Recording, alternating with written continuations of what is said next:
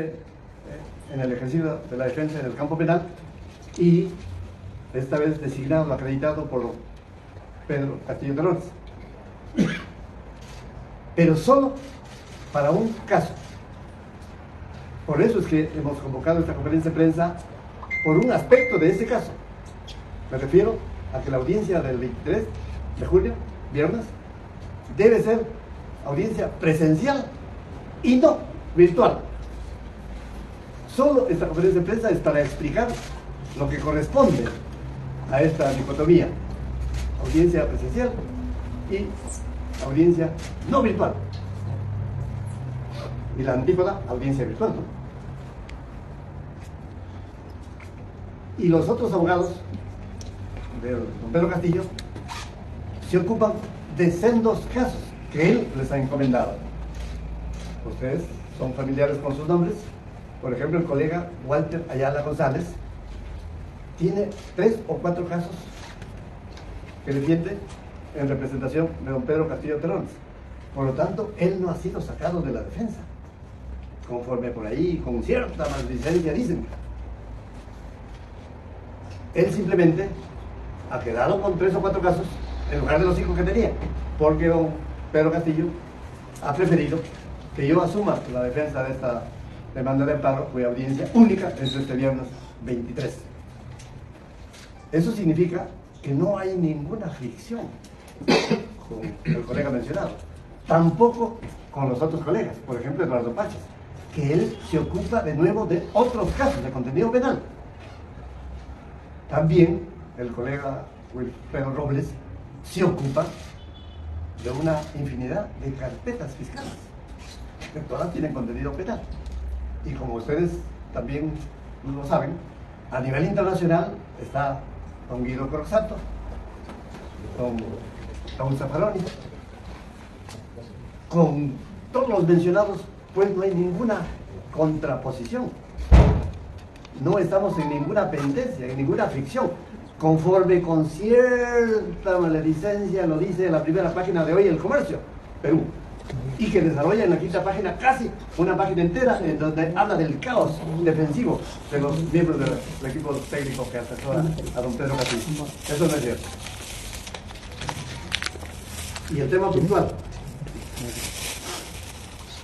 Acabo de presentar un escrito a la tercera sala constitucional de Lima, que ve precisamente la demanda de amparo presentada por don Pedro Castillo, para que la sala reconsidere su decisión de ver el caso en forma virtual. Ya nos había notificado esta tercera sala, denegando el pedido, que yo no lo había hecho, sino el colega anterior, Walter Ayala González, en donde declaran improcedente el pedido de que sea audiencia presencial y ordenan que siga la corruptela de la virtualidad. Por supuesto, ese término no emplea la sala, ¿no? A pesar de que se ha denegado por la sala de que la audiencia sea presencial y que más bien no sea virtual, quien les habla ha presentado una nueva petición, porque la anterior no se encuentra arreglada a derecho. Y les voy a demostrar que realmente esa negativa de que sea presencial no tiene un amparo jurídico, sino de otro corte. Fíjense lo que dice aquí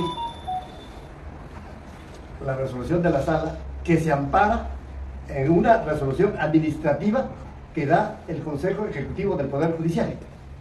Para aquellos que son acuciosos, esta resolución administrativa tiene el número 239-2023 del 5 de mayo de 2023, cuyo numeral 29 de esa resolución administrativa, la tercera sala cita textualmente: los jueces y juezas llevarán a cabo las audiencias desde el despacho judicial respectivo, desde el edificio de Zamora que se encuentra en el Parque Universitario, pudiendo estas desarrollarse de forma presencial o virtual según sea el caso. Como ven, se amparan a una resolución administrativa que les permite, según sea el caso, llevar la audiencia desde su despacho en forma presencial o en forma virtual. precisamente esta tercera sala se acoge a esa posibilidad virtual. Pero esta es una resolución administrativa que la dicta el Consejo Ejecutivo del Poder Judicial.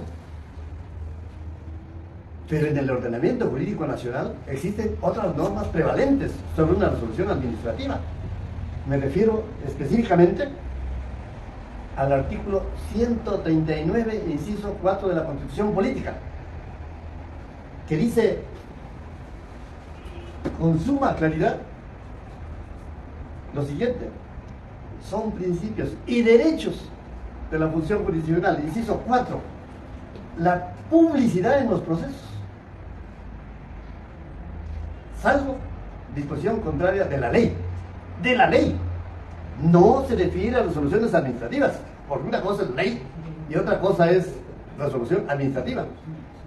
Pero este mismo numeral, en su parágrafo segundo, es mucho más contundente, mucho más expreso, porque dice así: los procesos judiciales, fíjense, los procesos judiciales, es decir, todos, por responsabilidad de funcionarios públicos, todos los que se ocupen de ver la responsabilidad penal o civil de los funcionarios públicos, justamente los que habrían caído en corrupción, ¿no? De allí el interés constitucional, que sea público. Los procesos judiciales por responsabilidad de los funcionarios públicos y por delitos cometidos por medio de la prensa.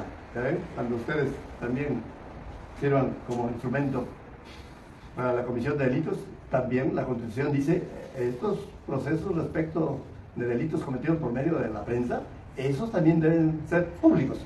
Y aquí viene algo muy concreto y diáfano. Y los procesos judiciales que se refieran a derechos fundamentales, y los procesos judiciales que se refieran a derechos fundamentales garantizados por la Constitución son siempre públicos. Miren, 3 palabras: son siempre públicos. Entonces, si la Constitución está diciendo que los procesos judiciales en donde se ventile la vulneración de derechos fundamentales de la persona, con mayor razón de un presidente de la República, son siempre públicos. Si esa es la aserción jurídico-constitucional, es que tenemos que hacerle caso a una resolución administrativa que no tiene ni siquiera el rango de una resolución suprema, ni el rango de una resolución ministerial, ni el rango de un decreto supremo, ni el rango de un decreto legislativo, pero orden de ley, y por supuesto jamás de un precepto constitucional. Es que estas resoluciones administrativas, por eso yo les llamo la corruptela de la virtualidad, vienen dándose desde tiempo atrás, desde que inició la llamada pandemia, la que ustedes conocen, por razón del COVID-19, en defensa de la salud pública de jueces, personal administrativo y de todos los usuarios de justicia, de los abogados, por supuesto. Pero, señores periodistas, la Organización Mundial de la Salud ya se olvidó de la pandemia. Ya no existe ese término pandemia oficialmente en términos de Organización Mundial de la Salud. Tampoco en términos de la salud pública del Perú existe el término pandemia. Por eso es que muchas oficinas, ministerios, instituciones de la administración pública hacen atención presencial. Los consejos municipales, todos los días yo voy al Consejo de San Borja y nos atienden presencialmente todas las oficinas. Y entonces, ¿por qué los fiscales y los jueces del Perú siguen con la corruptela de la virtualidad, amparándose a una resolución administrativa y en forma selectiva a don Pedro Castillo, diciéndole a usted virtual y a otros sí presencial? Porque esta resolución dice presencial o virtual, según sea el caso. Ah, si es el caso de Pedro Castillo, virtual. Y la corruptela de lo virtual es ¿por qué? Porque no está rigiendo la Constitución. Porque en lugar de la Constitución está dirigiendo el qué hacen los jueces. La corruptela de la Internet, que es manipulada por personas. O un clic que quita el micro al que está hablando y ya no escucha la gente. Además, si los procesos deben ser públicos, señor, en una audiencia virtual, el que no tiene celular, ¿cómo va a entrar a escuchar la audiencia de su presidente? O de sus salas, es que es algún familiar, si no tienes celular. Se le fue la batería, pues. o se encuentra en un sitio en donde no hay internet. Peor, si es que está en una alta cumbre peruana, en donde el internet no llega las 24 horas. Y el que tiene todo eso, ¿cómo va a saber cuál es el link en donde se está realizando la audiencia en forma virtual? El famoso link que ustedes lo han escuchado, el Google Meet, Google Meet, que yo soy abogado, 53 años. Les aseguro que yo no podría entrar a una audiencia de Juan Sánchez González, porque ¿cómo voy a saber cuál es el Google Meet para esa audiencia?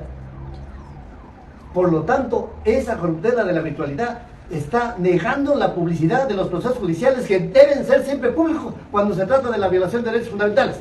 Y precisamente en la demanda de amparo que se va a ver en la audiencia única este viernes, se está alegando la violación del derecho fundamental del debido proceso, la violación del derecho fundamental de defensa, que son derechos fundamentales no porque ustedes, no porque Guillermo Olivera Díaz lo diga, son derechos fundamentales porque la Constitución política lo afirma, lo asevera, lo establece, lo instituye desde 1992, en que se da la cuestión política. ¿Por qué entonces los jueces de Lima hacen caso omiso a un mandato constitucional? Son siempre públicos, pero si a mí se me antoja como tercera sala, virtual. Y si es Pedro Castillo Terrones, con mayor razón. Fíjense, este viernes vamos a tener audiencia virtual. Si es que no reconsidera esta tercera sala, yo tendría que madrugar pues, para irme a Barbadillo, en donde para entrar, señores, yo no puedo entrar con celular. Me quitan mis billeteras, señor. Me quitan mis billeteras. Y como tengo dos, las dos me la quitan. Y a veces me voy con dinero. Y me preocupa mucho si el dinero desaparece, ¿no? Pero esa es la corruptela de la virtualidad. Y para entrar a Barbadillo, en la puerta que da hacia la calle, tengo que entregar mi carnet. Y solo Dios y su ayuda me permite saber en qué momento me irán a atender. Porque el policía que recibe mi carnet me registra seguramente, pero él tiene que dar cuenta a otra oficina que se encuentra a unos 100 metros del INPE, Instituto Nacional Penitenciario. Y el personal del INPE tiene que darle cuenta al interno, en este caso al recluso, al detenido, Pedro Castillo Terrones. Pero ¿cómo me consta que el personal del INPE sí le dio cuenta al detenido que se encuentra más o menos a unos 70 metros de distancia del INPE? Yo no podía verificar que el policía le dio cuenta al INPE, que el INPE le dijo a don Pedro, ya está su abogado afuera. Por eso es que a veces nos hacen esperar una hora y media, y una vez en una audiencia no lo dejaban entrar ni al abogado que estaba para realizar la audiencia. Esa es la corruptela de la virtualidad, y que apelo a la prensa para que haga pues viral esto. No se puede violar un precepto constitucional que ordena que los procesos judiciales deben ser públicos cuando se violan derechos fundamentales, amparándose en una resolución administrativa. Por eso es que, habiendo la sala denegado ese pedido como he referido, yo he presentado ayer otro, en donde digo lo que me han escuchado ahora, que no se pueden basar para realizar una audiencia virtual en una modesta resolución administrativa que jamás deroga un mandato constitucional, nunca. Si era atendible por razones de salud pública, ahora no hay ese problema de salud pública. Ahora ya no estamos con la mascarilla. Ahora ya el virus no está que nos entra hasta por los poros. No, ya no. Entonces, ¿por qué esta costumbre, esta corruptela contra un precepto constitucional de seguir realizando audiencias virtuales? Y peor, en violación de un precepto constitucional expreso. Y como a veces un escrito no basta, que lo ingresé ayer, tuve que tocarle la puerta al presidente de la sala. Claro que me atendió. Los jueces están obligados a atender a los abogados. Pero tienen un horario restringido, ¿no? De 8 a 8:45. Si usted va un minuto después de 8:45, ya no lo atienden, porque es otra condición política para la atención. Pero yo llegué a 8:42 y sí me atendió. Me hizo pasar, presidente de la sala. Ya ustedes sabrán el nombre, ¿no? el doctor Néstor Paredes Flores. Señor presidente de la sala, Néstor Paredes Flores, cuando le dije que he presentado yo el escrito correspondiente, antes que sepa de qué escrito se trata, antes de que yo le pueda haber dicho siquiera 5 segundos de razones, ni siquiera el título de lo que le iba a hablar, me dijo: señor abogado, ¿pero para qué me explica usted si el viernes me va a poder explicar? Y como es una constitución política lo que dice un magistrado, simplemente tuve que acatar, levantarme y despedirme. Por lo que, doctor Néstor Paredes Flores, el viernes usted en forma previa me tiene que resolver este pedido de audiencia presencial y no virtual, que se habría evitado si es que me habría escuchado. Eso es lo que no se debe hacer con un abogado. Eso no lo debe hacer ningún juez del Perú. Si supieran cómo es un juez inglés, francés, norteamericano. Yo he estado 5 años en la Universidad de Cambridge en Inglaterra. Les confieso que he ido cada día a los estados judiciales ingleses a mis prácticas de posgrado. Inclusive, el juez inglés me hacía sentar al lado de él y les decía a los justiciables: miren, este es un académico peruano, no crean que es otro juez, no, es un académico que está estudiando nuestra realidad judicial. Lo hacía con mucha simplicidad, con mucha humildad, como debe ser, con transparencia. Estaba identificándome que yo no soy juez, sino que soy un estudioso del proceso penal. Inglés, anglosajón, he llamado proceso acusatorio, ¿no? Proceso acusatorio que en el Perú se ha deformado hasta convertirse en lo peor. ¿Saben por qué lo peor? El control judicial de la acusación fiscal, que nunca existió, se lo ha insertado, disque del proceso acusatorio anglosajón, y este control judicial de la acusación fiscal demora 1 año y medio, 2 años, 3 años. Por lo tanto, las causas lograrán prescribir. Eso es lo que realmente no debe seguir siendo una práctica corrupta, tóxica, en agravio del proceso penal peruano y de la justicia y del país en consecuencia. Porque con alargar el control judicial de la acusación fiscal por años y prescribir la acción penal, el correlato es la impunidad. La impunidad. Cuidado, los procesos contra Keiko Fujimori podrían prescribir. Los procesos penales contra Alejandro Toledo Manrique podrían prescribir. Porque recuerden que Keiko está siendo procesada desde el año 2002, cuando perdió la primera elección, ¿no?, como candidata presidencial. Así que causas iniciadas del 2012 hasta el 2023, hoy, ya tiene 11 años. Si el control judicial de la acusación fiscal, 1 año más, 2 años más, y el juicio oral o el juzgamiento, 5 años más, entonces la prescripción está asegurada, ¿ya? Eso es lo que no debe seguir sucediendo, y no podemos decir que en el Perú rige el proceso acusatorio inglés, porque no es ni el remedio, como no lo es ni siquiera la idiosincrasia de los jueces peruanos, comparativamente hablando con la idiosincrasia de un juez anglosajón. Les aseguro que jamás un juez inglés he visto diariamente que le haya dicho a un abogado: oiga, no me explique ahorita, porque usted me va a explicar dentro de 3 días. Así que él ni sabía que era lo que yo le estaba pidiendo, que sea la audiencia presencial y no virtual. No me permitió que le diga, le mostré el escrito, ni lo leyó, ni siquiera con cierta aversión desde su escritorio hasta donde yo estaba. Me maltrató. Me tuve que parar acatando su disposición constitucional y me he retirado. Pero este viernes debo exigir que resuelva primero mi pedido, porque yo le estoy pidiendo que sea audiencia presencial y no virtual, la del viernes. Porque esa del viernes señalada, les he estado explicando, viola un precepto constitucional expreso. Reitero que todos los procesos judiciales en donde se ventile la violación de derechos fundamentales es siempre público, o son siempre públicos, hablando en plural. Y la importancia de esta audiencia del viernes es porque es una audiencia única. única, porque así lo establece de nuevo un cuerpo normativo. Código Procesal Constitucional que tiene que ser respetado al milímetro. Por ejemplo, el demandado acá es el Congreso de la República, y el Congreso viene siendo defendido por los capitotes del derecho, cuyos nombres ustedes conocen más que yo. Muchos han sido presidentes del Tribunal Constitucional del Perú, y ahora asesora a Dina Boluarte, ¿no? Y otros han defendido las nulidades que planteó Keiko Sofía Fujimori Iguchi, ¿no? ¿Sí? Después de defender la Constitución, el Estado democrático de derecho, se pasan al fujimorismo, ¿no? O se pasan a asesorar a Dina Boluarte, que ya tiene unos 70 muertos a su haber. ¿Por qué les digo a su haber?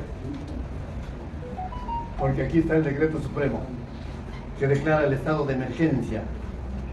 Fecha 14 de diciembre. 14 de diciembre. En forma expresa en este decreto supremo firmado por Dina Boluarte Segarra y otros más, se ordena por norma la intervención de las Fuerzas Armadas y de la Policía Nacional para develar la protesta social. Ni Fujimori ha hecho esto. Que en decreto supremo ordena la intervención de las Fuerzas Armadas. Él lo hacía bajo cuerda, ¿no? De otro modo. Sota voce, arreglo, ¿no? Aquí lo ha ordenado por escrito, porque los militares seguramente han exigido eso, ¿no? Así que con esto, clarísimo pues, que los crímenes de lesa humanidad y de genocidio que han sido denunciados ante la Corte Penal Internacional ya tendrán como un preso, como es Fujimori ahora, ¿no? Será tiempo después. Así que la importancia pues de la audiencia del viernes es audiencia única en la forma que establece el Código Procesal Constitucional, que es el que rigurosamente tienen que aplicar los jueces, todos. Si quieren, este es un código pues. Si quieren, este es un cuerpo normativo. Si quieren, este es una constitución para los procesos constitucionales. No se pueden salir de su texto los jueces. Por eso es que están citando audiencia única, cuyo término audiencia única está en el artículo 12. Y dice que terminada la audiencia única, si es que los jueces están convencidos de lo que se demanda, pueden dictar sentencia ese mismo día. Por lo tanto, ustedes podrían tener la sorpresa que el viernes 23 puede haber un fallo en donde se resuelve la demanda de amparo planteada por don Pedro Castillo Terrones. ¿Qué pide él? Señores jueces, se me ha violado el debido proceso cuando se me ha vacado. Se me ha enervado el derecho de defensa cuando se me ha vacado. No se me ha citado para defenderme. No se ha citado a mis abogados para que me defiendan. Pero me han vacado. Entonces, los jueces no tienen que hacer muchas disquisiciones doctrinarias, legiferativas, de textos constitucionales del mundo, para saber si aquí hubo una violación o no del debido proceso y del derecho de defensa en la vacancia que se le infligió a Pedro Castillo el 7 de diciembre del año 2022. Solo una frasecita lapidaria. No se puede dictar una resolución de vacancia sin ningún procedimiento, jamás. No se puede dictar una resolución de vacancia sin ningún procedimiento. Para dictar una resolución de vacancia tiene que seguirse un procedimiento. ¿El que yo quiero? No, el que la Constitución política establece. Y esa resolución de vacancia se ampara para vacar en el artículo 113, inciso 2 de la Constitución política.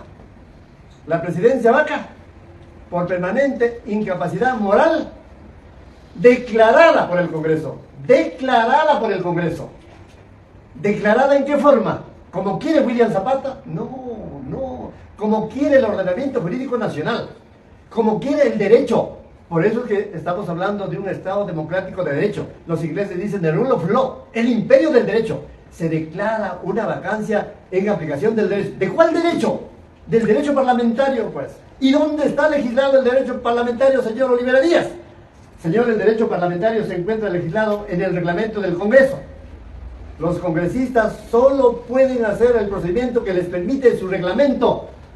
Ningún congresista, ni una docena, ni dos, ni tres, ni cuatro, ni la unanimidad pueden hacer un procedimiento antojadizo. No, tienen que seguir el procedimiento que les permite el reglamento, porque la Constitución dice, de acuerdo a la declaración del Congreso, en aplicación de su reglamento. Lo dice Guillermo Rivera. No, de nuevo el artículo 94 de la Constitución Política dice, para las funciones del Congreso, el Congreso aprueba su reglamento. Ya lo aprobó, ya existe. Pero el día 7 de diciembre no se aplicó ninguna norma del reglamento. Ninguna. Porque lo primero que se presentó José William Zapata, presidente del Congreso, y dijo, la Junta Directiva propone. Bien, la Junta Directiva propone la vacancia por incapacidad moral en aplicación del artículo 113 y 102. ¿La Junta Directiva tiene alguna facultad jurídica para proponer algo? No, señores. Para proponer una vacancia, el reglamento del Congreso establece en forma meridiana, apodíctica, que solo se tiene que plantear una vacancia por una moción de orden del día, escrita, fundamentada y firmada por 26 congresistas, no menos de 26. Si hay 25 no se puede pedir la vacancia, si hay 24 tampoco. Si hay 27 sí se puede pedir, pero ese día 7 de diciembre no hubo ninguna moción. Y cuando se plantea la moción se tiene que notificar al vacado para que conozca pues la demanda. Una moción es una demanda de vacancia. ¿Se lo notificó a Pedro? No, pues. ¿Saben por qué no? Porque la vacancia se vota a la 1:59 de la tarde con solo 101 votos. De nuevo, un número suficiente de votos, porque ese mismo reglamento que estoy citando hasta la saciedad dice en el artículo 89 que cuando uno adelanta el debate, la votación, para antes del tercer día, después de la admisión a trámite, se necesita 4/5 partes del número legal de congresistas. Por lo tanto, 4/5 partes del número legal de congresistas es 104 votos, y nunca ha habido 104 ni para señalar la fecha del tercer día, ni para ordenar el debate, ni para la votación final, porque solo hubo 101. Y peor, a proposición de la Junta Directiva. Es decir, no aplicaron ninguna norma reglamentaria, ni la Constitución Política, porque la Constitución Política les ordena que declaren de acuerdo al derecho una vacancia. Acá no. Lo declararon a mano militar. Y esa es la que ha regido. ¿Y por qué ha regido? Porque allí viene la connivencia de los otros miembros de la organización criminal. Ahí viene un Harvey Colchado, que a la 1:42 de la tarde de ese 7 de diciembre lo detiene con metralleta y con muchos policías más. Lo detiene delictivamente. ¿Por qué delictivamente? Porque a la 1:42 todavía no había la votación. Seguía el presidente formal. Pero él dice que lo detengo por flagrante delito. No, señor, no hay ningún flagrante delito. Porque un policía para detener en flagrante ilícito, no lo dice Guillermo Rivera Díaz, lo dice el artículo 259 del Código Procesal Penal. Los policías no hacen lo que quieren, los congresistas tampoco. Los congresistas no pueden decir flagrancia porque yo creo, pues, no. El artículo 259 dice, para que un policía detenga en delito flagrante, tiene que sorprender al sujeto activo del ilícito. Sorprender. Yo les estoy sorprendiendo acá que me están escuchando, ¿ah? Y ese artículo 259 no solo dice sorprender, dice que el policía, para detener el delito flagrante sin mandato del juez, tiene que descubrirlo. ¿A quién? Al sujeto activo del delito. ¿Descubrirlo en qué momento? Lo dice el artículo 259, en la realización del ilícito. Pero Harvey Colchado, en su escrito en donde da cuenta de la detención, dice, con ignorancia supina, más vale para mí, dice, lo detuve por orden superior. Lo dice por escrito, lo detuvo por orden superior. Significa que él no vio la flagrancia. Significa que él no descubrió la flagrancia, pero le metió mano a Pedro Castillo con metralleta. Entonces eso no es flagrancia. Esa es arbitrariedad. Esa es detención delictiva, sin mandato de juez. Y ese mismo proceder del policía para detener a un presidente sin flagrancia, que está previsto en el artículo 2 de la Constitución Política, en el artículo 2, inciso 24, parágrafo F, que habla de la detención del policía sin mandato judicial en flagrancia. En la línea siguiente, por favor, de este artículo 2, en la línea siguiente, dice el detenido debe ser puesto a disposición del juez. ¿Ustedes han visto que se lo puso a disposición del juez? Jamás. se lo puso a disposición de la fiscal de la Nación, esa de Alas Peruanas, por llamada telefónica que le tuvo que hacer Jaime Colchado a la fiscal de la Nación, cuya esposa de Jaime Colchado es fiscala y ella es la adlátere de la Fiscalía de la Nación. Así que de nuevo violó la Constitución política Jaime Colchado a poner a disposición del juez. Al no ponerlo a disposición del juez y sí ponerlo a quien no le competía, esa puesta a disposición del detenido en supuesta flagrancia. ¿Qué habría hecho el juez supremo, llamado de investigación preparatoria? Para resolver la situación jurídica del detenido, tiene que aplicar el derecho. Así como para la vacancia se aplica la Constitución y el reglamento, que no lo aplicaron acá, el juez igual tiene que aplicar el derecho. No le puede decir, mira, tú eres Castillo y te detengo. No, tú eres Castillo, me caes bien y no te detengo. No. Tiene que él resolver la situación jurídica del detenido en supuesta flagrancia de acuerdo a derecho, con sujeción a la norma jurídica. ¿Cuál es esa? Artículo 100 de la Constitución Política en su última parte. Dice, la fiscal de la Nación, ya saben quién es, el juez supremo, investigación preparatoria, no pueden excederse ni pueden reducir los términos de la resolución acusatoria de contenido penal del Congreso. Mire, la Fiscalía de la Nación y el juez supremo de investigación preparatoria no pueden excederse ni reducir los términos de la acusación de contenido penal del Congreso. Señor, ¿ha habido alguna resolución acusatoria de contenido penal aprobada por el Congreso el 7 de diciembre del año 2022? Ninguna. El 8 ha habido ninguna. Porque para dictar una resolución acusatoria de contenido penal se debe seguir todo el procedimiento del antejuicio, que se inicia por denuncia constitucional, trámite en la subcomisión de acusaciones constitucionales, trámite en la comisión permanente, trámite en el Congreso, por supuesto con defensa del denunciado y la defensa técnica, y solo al final de todo ese proceso se dicta la resolución acusatoria de contenido penal, cuyos términos los tiene que respetar la Fiscalía de la Nación y los tiene que respetar el juez supremo. Si aquí no había, entonces, ¿qué respetaron? Nada, nada. Porque ahí viene un San Martín, que es el otro mentor de esta aberración jurídica, de esta barrabasada jurídica, y dice, señor, cuando el detenido ha sido capturado en flagrancia, ahí no se aplica la Constitución política, ahí no se aplica el reglamento del Congreso.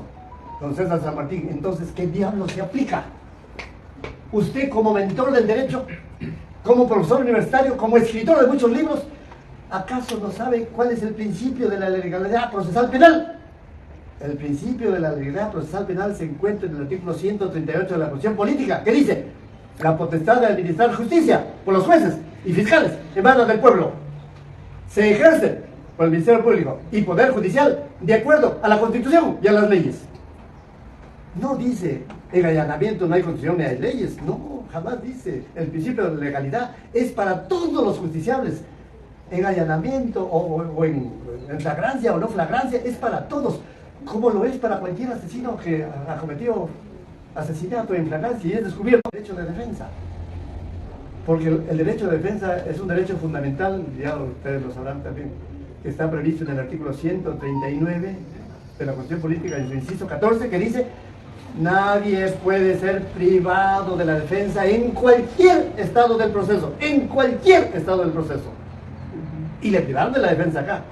Y el 8 de diciembre del año 2022, don Pedro Castillo Terrones quedó detenido con detención preliminar judicial por 7 días, sin que haya la resolución acusatoria de contenido penal, sin que se pueda saber si se van a exceder o se van a reducir de ese mandato congresal. ¿Qué significa esto de excederse? Fíjense, si yo congreso, me cae mal Castillo, y digo, pobre Castillo, mal gobierno, entonces hay que ponerle 10 delitos, pues, 10 delitos, o 5, o 4, 1, 2, 3, 4, como le han puesto, ¿no? Rebelión, conspiración, abuso de autoridad y contra la paz pública. 1004. Pero el juez no puede decir yo le bajo a 1. No lo puede reducir. El mandato congresal, porque el mandato congresal es la autorización de procedimiento penal que el Congreso da a los aforados para que los jueces y fiscales procedan. Y tampoco puedo exceder. Si el Congreso dice, a mí me cae bien este profesor de Tacabamba, de Puña, hay que ponerle un delito, pues y uno lee para que salga rapidito de la cárcel. Miren, entonces se conduelen los Montoya, los Cueto, las Patricias del Congreso y le ponen un solo delito. El juez no puede excederse, es decir, no puede decir 4 porque me cae mal a mí, no se puede exceder, ni el fiscal tampoco.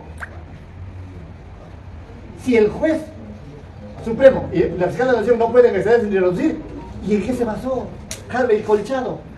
Si los jueces están constreñidos por la Constitución, ¿y Harvey Colchado qué? Él puede decir yo no le dejo porque me han dado orden superior. ¿Acaso le consta que esa orden superior dio la flagrancia? Además la ley no dice, si a usted le comunican en retaíla uno, otro, y que usted ordena, y a usted le ordena la detención, él no puede decir, me han ordenado que lo detenga en una serie de mandatos que aquí están y por eso lo he detenido. No, no se puede hacer ni uno, ni dos, ni tres, ni cuatro mandatos. No por orden superior, porque eso no es flagrancia. Y eso es lo que se va a ventilar este viernes, porque con esta explicación, si la sala colige pues que en efecto aquí hubo una resolución de vacancia no arreglada de derecho, que violó la Constitución y que violó el entero reglamento del Congreso, fundada la demanda de amparo. En consecuencia, nula la resolución de vacancia. Dejo el resto para cualquier pregunta que ustedes tengan a bien hacer. Eso es lo que se retira este viernes. De ahí la importancia que sea una audiencia pública y no virtual, como lo está haciendo para una infinidad de justiciables. ¿Por qué no para un presidente de la República, si el país entero está ávido de escuchar la explicación que dé don Pedro Castillo Terrones? Esta solicitud de que sea la audiencia de manera presencial, ya se ha cursado un oficio, ya se han hecho todo lo que tiene que hacerse procedente de ley, o lo está recién anunciando, que está solicitando de manera verbal.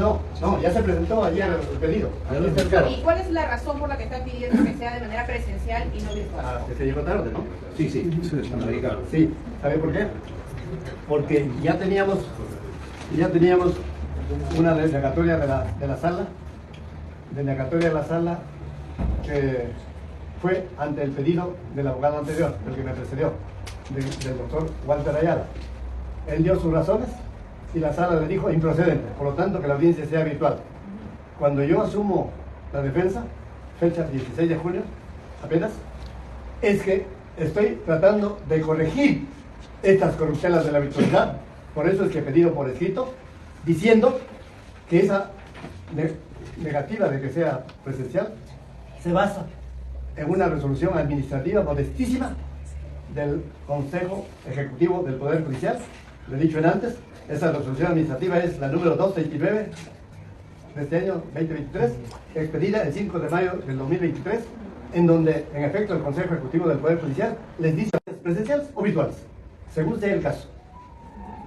Pero una resolución administrativa jamás está por encima de un mandato constitucional, porque el artículo 139, inciso 4 de la Constitución Política, que Panamericana, la señorita periodista de Panamericana no me ha escuchado, dice que todos los procesos judiciales en donde se refieran a violación de derechos fundamentales son siempre públicos. Por lo tanto, la Constitución Política no permite la selectividad. A Castillo, virtual; a otros, presencial. No, esa es la corruptela de la virtualidad, que está violando un mandato constitucional, lo que es una aberración, una monstruosidad jurídica, porque una resolución administrativa no puede enervar un precepto constitucional. Del mismo modo, señor, un mandato de los jueces para detención preliminar judicial, un mandato de los jueces para prisión preventiva de 18 meses, o un mandato de 6 jueces supremos para prisión preventiva de 36 meses, no puede decirse, le aplicamos porque la flagrancia no permite la realización del antejuicio, porque el antejuicio se encuentra previsto en 2 numerales de la Constitución Política, artículo 99 y artículo 100. Cual fuera el delito, el más aberrante, el más desalmado, el más sanguinario, basta que sea un aforado, basta que sea presidente de la República, o basta que sea juez supremo, o basta que sea miembro del Tribunal Constitucional o fiscal supremo, tienen que seguirle el antejuicio, con citación del denunciado, con citación de su defensa. No puede decir 6 jueces supremos que por flagrancia no vale el reglamento, no vale la Constitución Política. ¿Qué vale entonces? Si no me ha escuchado, la justicia en aplicación de la Constitución y de las leyes, y no del criterio consciente de los jueces supremos. Como es decir, para flagrancia no hay norma. Gravísimo esto. Lo ha dicho por escrito la Sala Penal Permanente. Eso es lo que tenemos que defender este viernes con los documentos en la mano. Pero en la audiencia virtual no puedo hacer eso. En cambio, en la audiencia presencial, señores, la contestación a la demanda de amparo del Congreso tiene 490 páginas. ¿Cómo tengo las 490 páginas si estoy en Barbadillo en forma virtual? Porque esas 490 páginas las tiene la sala en el parque universitario. En cambio, si fuera presencial, yo pido el expediente, por favor, dénmelo, y tiene la obligación de dármelo, y le leo la página tal, en donde se demuestra lo que dice, que el Congreso está cometiendo también otra barbaridad más, porque ha planteado lo que se llama litispendencia, porque dice que hay un proceso constitucional 1 y un proceso constitucional 2 idénticos. No hay esa identidad, señores, porque yo he estado ayer con don Pedro, mañana voy a estar de nuevo, y yo he visto las dos demandas. Para hablar de la litispendencia tiene que haber dos demandas, y la página 1 de una demanda no está firmada, la página 2 de esa demanda no está firmada, la página 3 de esa demanda no está firmada, la página 4 de esa demanda no está firmada, la página 5 de esa demanda no está firmada, la página 6 de esa demanda no está firmada, la página 7 de esa demanda no está firmada por Pedro Castillo Terrones. Y es un elemento probatorio. Es el pelantequiñuela que hace el Congreso vía los capítulos del derecho del Tribunal Constitucional. Gracias por vuestra atención. Si se procediera de acuerdo a derecho, a la justicia, ¿cuál sería lo que tendríamos en el país como resultado fíjese, si se aplica el derecho, lo dije antes, se declara fundada la demanda de amparo por violación al debido proceso de sede parlamentaria, en consecuencia, nula la vacancia. Si hay nulidad de vacancia, no hay vacado. Y si no hay vacado, significa que Pedro Castillo Terrones mantiene su calidad de presidente constitucional de la República. Pero en Diroes, pero preso. Ahí viene el tema. ¿Qué es lo que hace la sala? Manda un oficio al Congreso, porque le está anulando la vacancia. Está declarando nula esa resolución. Entonces el Congreso inmediatamente tiene que sesionar, como lo hizo el domingo 11 de diciembre, frente al pedido de Patricia Benavides Vargas. Sesionaron en la noche y acordaron lo que acordaron, a la velocidad de un rayo. Con la misma velocidad frente a la nulidad de la resolución de vacancia, el proceso tiene que, en nocturnidad, resolver lo que corresponde. Pero alguien me preguntó, ¿y las prisiones preventivas? Ahora les digo, recuerden que yo soy aficionado al derecho. Los jueces supremos tienen que aplicar el artículo correspondiente del Código Procesal Penal, que de oficio anula todos los procesos penales y prisiones que haya infligido cuando no están arreglados a derecho. Así que con esa nulidad de los 6 jueces supremos que han dictado 3 resoluciones que son una violación jurídica, entonces habemos presidente. Se declaró nula la vacancia, los jueces anularon los procesos penales porque la ley lo permite, porque la ley les obliga de oficio a resolver. Así que al siguiente día, en hombros, puede ya venir desde Barbadillo don Pedro Castillo Terrones a Palacio Gobierno. Y espero que esta prensa también lo acompañe. Doctor Olivera Díaz, una consulta pequeña. En base a la crítica a su conocimiento de la hermenéutica jurídica, el caso Pedro Castillo también se refleja en la cotidianidad de los casos que sufren la población ante los atropellos en comisaría, sede fiscal, sede judicial. Quisiera unas palabras suyas para Atos Pueblo y Rimas Yacta sobre qué llamado le haría usted a los colegios de abogados de todo el Perú y a los abogados para revertir esta injusticia de esta antinomia jurídica de normas contradictorias que afectan a la población. Muchas gracias. Gracias.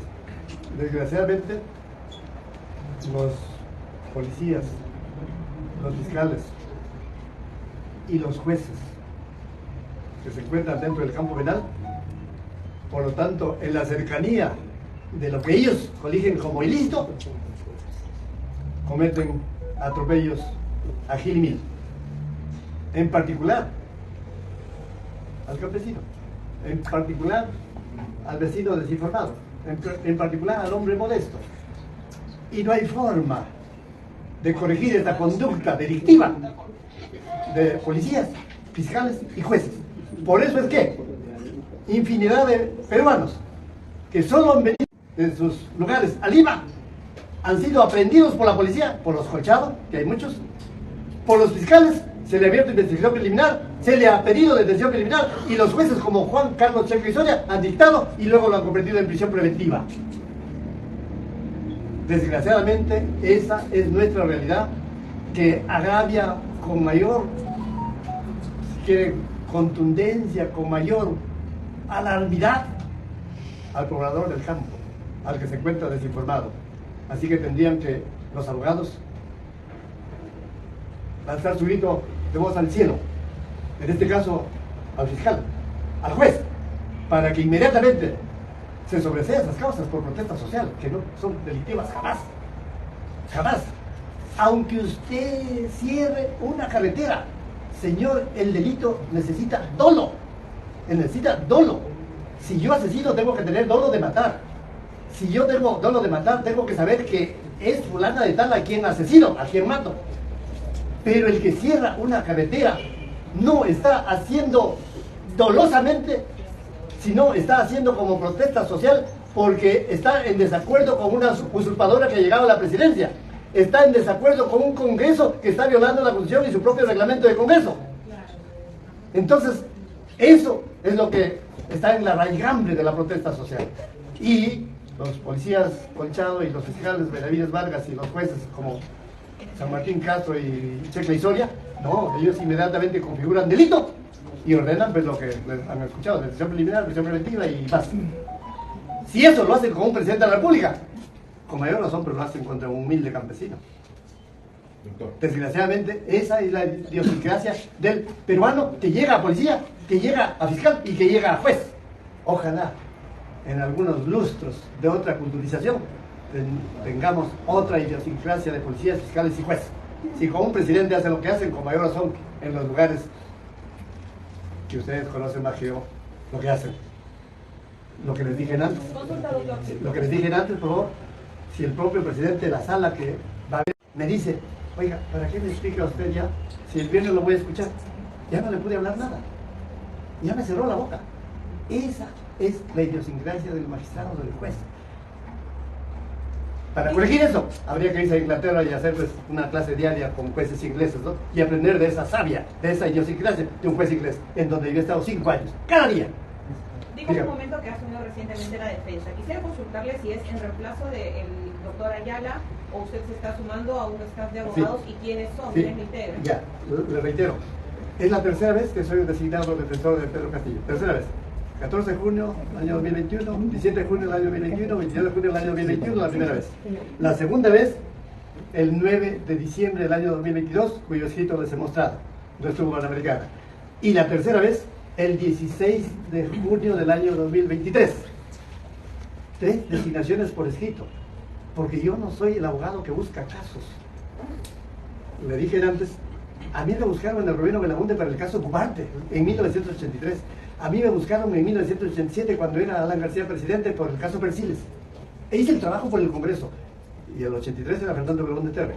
Y a mí me buscó Alan García Pérez el año 1922 para ser su abogado. Y a mí me ha buscado el año 2000 el Congreso para hacer este trabajo. Y les dije, producto de mi trabajo, que se aprobó en la Comisión Permanente, 19 votos contra 0, fueron condenados Alberto Curi Bumachar, Montesinos, Vladimiro Montesinos y Alberto Fujimori. Como ves, soy exitoso en todos los casos que cometo. No busco casos. Me llamó del Congreso, me llamó César Cuña Peralta. Una pregunta, ¿y por qué al final se habla sobre esos famosos decretos ley? No sé qué tiene que... Es que usted solo ve a Willas. Sí, pues. ¿Sabe por qué solo ve a Willas? Porque el Palacio de Gobierno fue allanado 1, 2, 3, 4 desde el 7 de diciembre. ¿Ya aguantas? Ya. Es decir, le vieron hasta que hay en el frigider y lacraron todo y incautaron todo lo que se puede incautar. Porque ahí estaban los colchados, pues, ¿no? Ahí estaban los colchados. Llevaron todo. Y todo eso está lacrado. Todo eso está lacrado para que se haga la actuación de la prueba con los sujetos procesales correspondientes. ¡Oh, magia! 6 meses después, en una computadora por ahí, en un tercer piso, encuentran en primer lugar la computadora, la abren y allí encuentran un texto de decreto ley que lo puede escribir cualquiera. Decretos leyes hay infinidad de escritos por ahí. Pongan decreto ley y ahí tienen todos los textos del mundo. Yo no sé quién lo habrá encontrado. Yo no sé cuál de los chupes del Chacal o Dávila o de Dina Boluarte lo encontró y lo llevó a Huilas. Qué interesante actuación de un medio probatorio. Lo encuentro a la casualidad y lo llevo a Huilas. Y Huilas dice, aquí está la prueba. No, así no se ofrece ni actúa la prueba. Así se hace farsa de la prueba. Eso es farsa de la prueba. Como les he dicho antes, si la audiencia es presencial, yo tendría que pedir, señores de la sala, préstenme el expediente real de esta demanda de amparo. Aquí está la respuesta del Congreso, 490 páginas. Miren, litispendencia entre la demanda 1 y la demanda 2. Le dijera, señor presidente de la sala, a ver, vea, enséñele la foja 1 de esa demanda al actor, al demandante, don Pedro Castillo Dolores, para que reconozca su firma. Don Pedro va a decir, pero señor, ahí no hay mi firma, ¿qué voy a reconocer si no hay mi firma? No está firmada ni la foja 1, ni la 2, ni la 3, ni la 4, ni la 5, ni la 6, ni la 7, y en ese tipo de documentos se basan los Williams. Ese tipo de documentos se lo presentaba a la sala como fundamento de la litispendencia para que le declaren improcedente la demanda. Eso es lo que yo denuncié en mis redes sociales.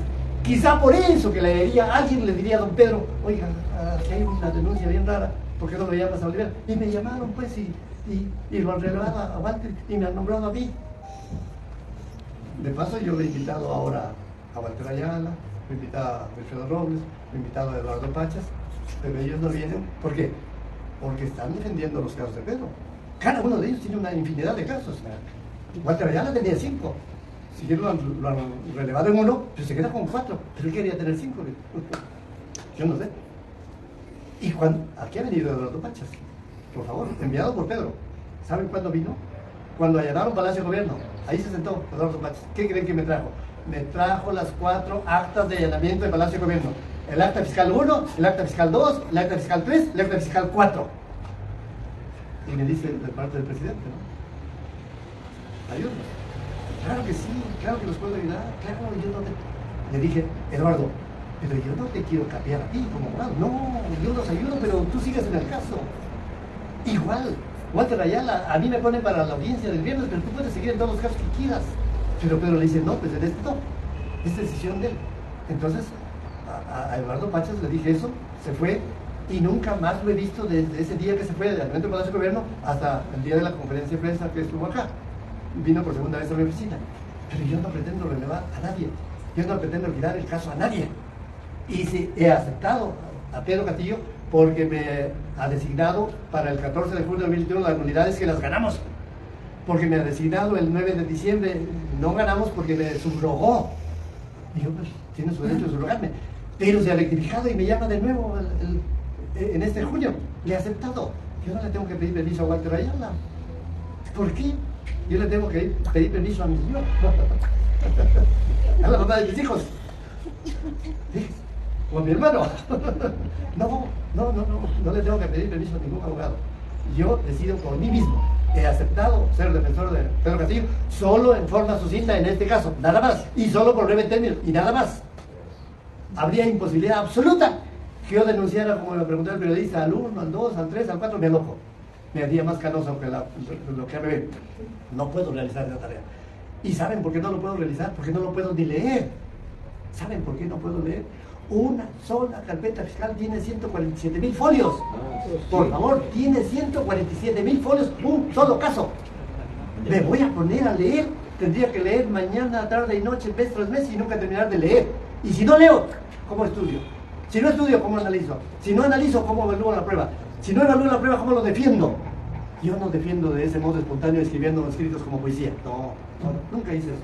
Por algo me han buscado, miren. Belaúnde Terry, Al García Pérez, el caso Fujimori, el caso Castillo. Siempre me han buscado. Que yo los he ido a buscar. Oiga, por favor, yo estoy detrás de Belaúnde Terry, yo estoy detrás de Al García Pérez, estoy detrás de Fujimori, estoy detrás de Pedro Castillo. No, nunca le hago sal a ningún ministro, que no los necesito. Ellos los necesitan por mis ideas. Y gracias. Por favor, ya. Bueno, estas quedan todas las palabras del doctor Olivera.